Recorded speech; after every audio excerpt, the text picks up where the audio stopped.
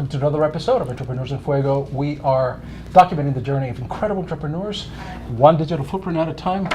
My main man, I remember you from a year ago, man, at Alliances. We're going to give a shout out to Alliances. Right. Hey, Alliances. This is for you, David Kogan.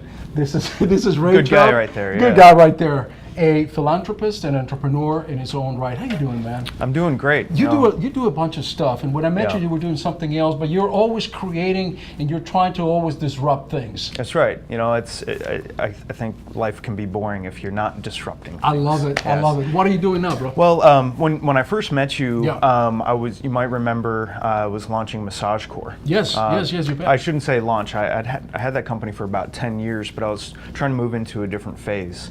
I was trying to go big, and so it was projected to be about worth $334 million by the end of fiscal year 3, and that's why you met me at Alliances, because I was looking for officers, I was looking for all the investors that I could pull together, and I accomplished that. I was able to do that, and I actually pulled an officer from Alliances, from that group. Nice. But then I had to face the reality that if I took $5 million in seed money, and I took these officers on who were willing to walk away from their own businesses to be part of my adventure, I'm responsible for that. And before I take that money, I have to be sure that this is the life that I want. You know, and I watched 17 different interviews of successful CEOs. You know what, Ray? This is right there. That's an existentialist, point and a question that you're facing. That's right. And so what happened? What did you do? Well, I came to the realization, actually, after having a conversation with my daughter. She's 14 years old. She's about to start high school next week. Right. And I've always raised her. I've been an entrepreneur pretty much my whole adult life, but I've always raised her, showing her, proving, not just saying it, but proving to her that her time, my time with her, is more valuable than money, more valuable than the success and the glamour of a business. And so my objective was always to build a business that I can make, six figures, 100,000 a year in 20 hours versus 60, 80, or making $1 million and giving up my life, my time with my family. Yeah. That's how I raised her. And so I came to her and I said, listen, I'm about to take on this adventure, and for the next, if I fail at it, it's going to be 5 years. This is you talking to your 14-year-old daughter. My 14-year-old daughter. And if I fail at it, it's going to be 5 years. This comes from the most successful CEOs out there. And if I'm successful, it'll be 10 years that it will occupy my life. And so this is a decision we need to make together. And she made it very clear. She would rather have me than the money. And so I walked away from it. Before I took the money, I had to decide that I'm not going to build a business while being resentful because I made the wrong choice. And so now here I am. I've reinvented myself. I'm an inventor. And so I'm sitting on about 5 different inventions, and you might know about how much money it takes to get an invention moving. Right. So I took on a job. I decided to take all my skills and my energy. You talked about marketing in the last interview. Yep. I'm a marketing expert. So for me, marketing is simple. It's about formulas, and really the big secret is taking action. It's applying what you know the way you know it, which is essentially what we were discussing, and kind of it's a common thread, and all the entrepreneurs that I talk to is you're able to take an idea, a concept, and execute it. That's it. And what you're talking about is marketing. But it's all about marketing about you, right? I mean, you can have the best product in the world or whatever product in the world, but it's at the end of the day is you. That's right. Who we are buying into. That's right. The investors and the technology that's okay.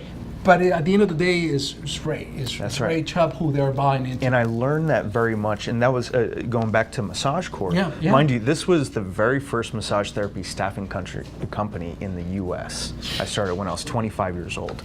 So a very unique concept. And so people were very thrilled about becoming part of it.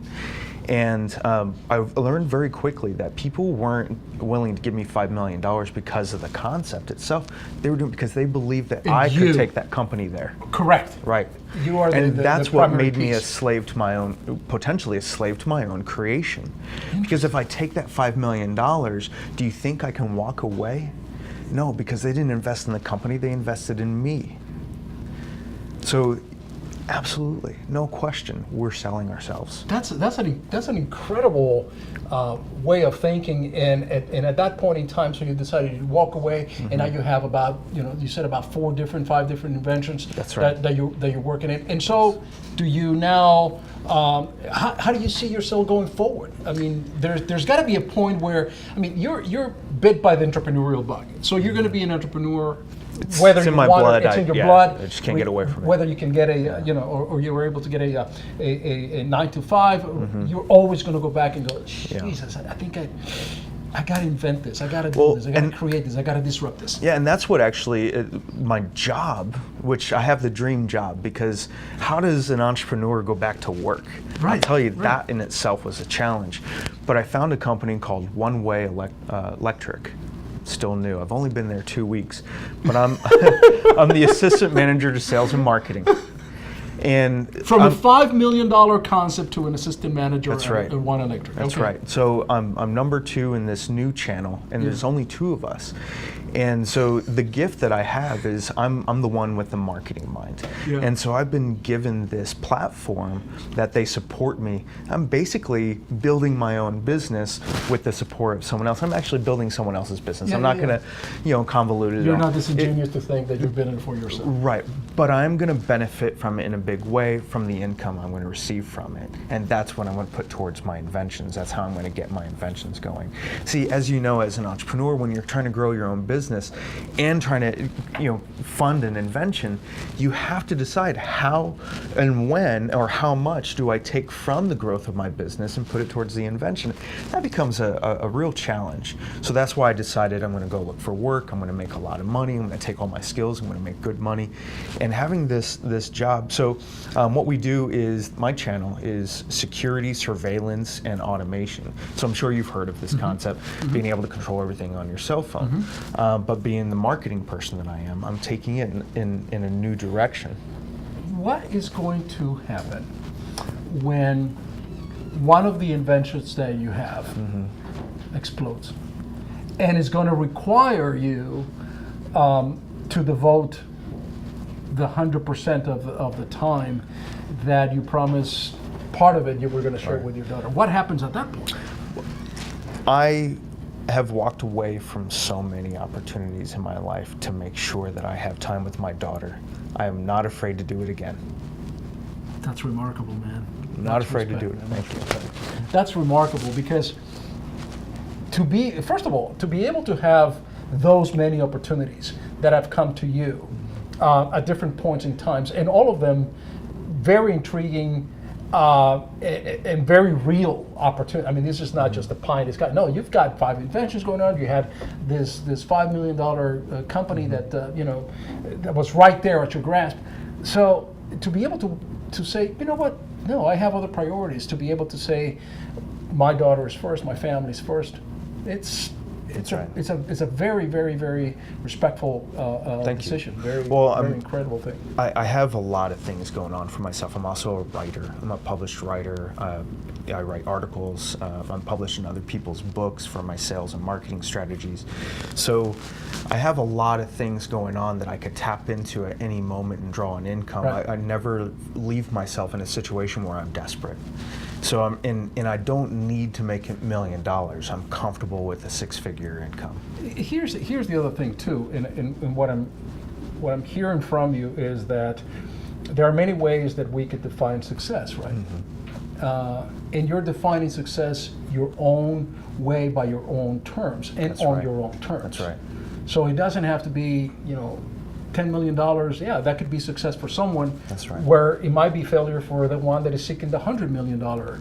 definition of success. That's right. But for you, success is having enough time with my daughter while she's growing up, not being desperate. That's right. I recently became a performing poet. Wait, man!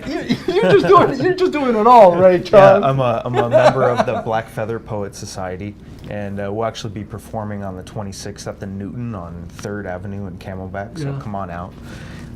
But I didn't have time to do that when I was an entrepreneur. or I'm still an entrepreneur technically because I still have my writing and I still have my business. But when I was full time into growing business, I didn't have time for stuff like that. Have you been on TV before? Have you? Because Yeah. you've done it all. Yeah, I actually had a radio show. I started on 1100, then I moved AM here in Phoenix, and then I moved to 960, The Patriot. That's it. Then you're going to have to take us out. Then I mean, if it has done all these things, take us out. You could just say we're out and we're out. Well, thank you for watching Entrepreneurs in Fuego. I'm Ray Chubb. This is Francisco, and we're out.